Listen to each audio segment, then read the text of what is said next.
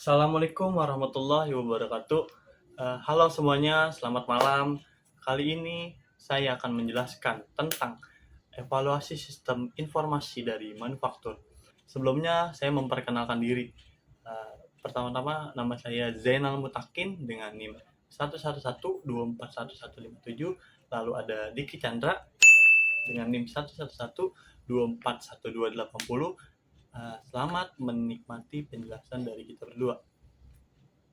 Halo semuanya, jadi hari ini kita ngobrol-ngobrol soal sistem informasi dari manufaktur.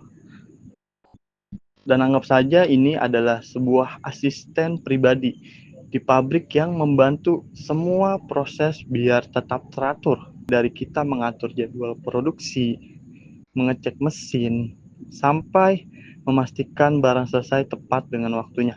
Dan sama halnya dengan asisten, kita perlu mengecek apakah dia bekerja dengan baik atau bagus, atau juga ada pekerjaan yang perlu kita perbaiki. Lalu kita akan memasuki tentang sejarah perkembangan dari manufaktur. Yang pertama itu ada zaman manual. Semuanya itu dicatat menggunakan kertas, dan ada juga pekerjaan yang sering banget salah perhitungan. Yang kedua itu ada era komputer. Awal mulanya itu ada MRP untuk membuat bantu hitung kebutuhan dari bahan-bahan. Yang ketiga ada MRP 2 yang menggunakan sistem yang semakin lengkap dan juga bisa menghitung kapasitas mesin, tenaga kerja, dan juga energi. Lalu yang keempat ada ERP. Semua proses perusahaan digabungkan dalam satu sistem menggunakan ERP ini. Jadi dalam satu sistem perusahaan itu semuanya itu digabungkan dalam satu sistem ini yang menggunakan ERP. Yang kelima ada industri 4.0. Ini ada teknologi canggih kayak IoT, AI, dan big data yang membuat sistem ini semakin pintar. Lalu ada industri 5.0 yang fokus hanya kerja sama manusia dan mesin pintar. Selanjutnya kita akan membahas hal-hal yang perlu dievaluasi dalam sistem informasi manufaktur ini ya. Jadi ada beberapa hal yang harus dievaluasi. Salah satunya itu apakah sistem itu cepat atau sering lemot.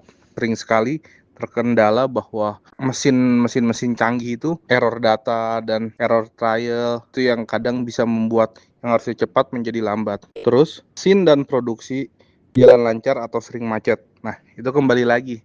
Jadi sering sekali kalau bahwa mesin-mesin canggih itu sering sekali kalau bahwa ada satu hal ketidaksesuaian itu akan mempengaruhi semuanya. Jadi itu biasa yang membuat lambat. Lalu laporan dari sistem membantu manajer ambil keputusan atau malah bingung. Nah, itu yang sering terjadi kendala sistem-sistem evaluasi manufaktur ini ya.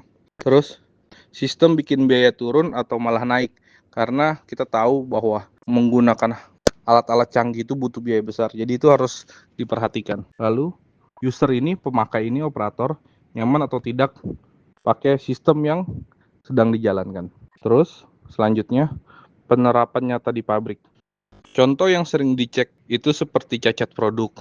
Nah, itu yang akan dilakukan oleh QC yang setiap langkahnya itu setiap prosesnya akan dicek. Terus waktu produksi, downtime mesin, kecepatan supply, bahan baku, sampai kualitas produk akhir. Jadi, semuanya bisa disimpulkan bahwa sistem informasi manufaktur berkembang jauh dari era manusia sampai era AI. Evaluasinya ini yang paling penting itu, sistem tetap bisa bantu perusahaan lebih cepat, lebih efisiensi, dan terus bersaing di era modern. Oke teman-teman, jadi itu penjelasan dari sistem informasi manufaktur yang berdiri dari industri 1.0 sampai industri 5.0, dari zaman manual hingga zaman sekarang industri 5.0 modern.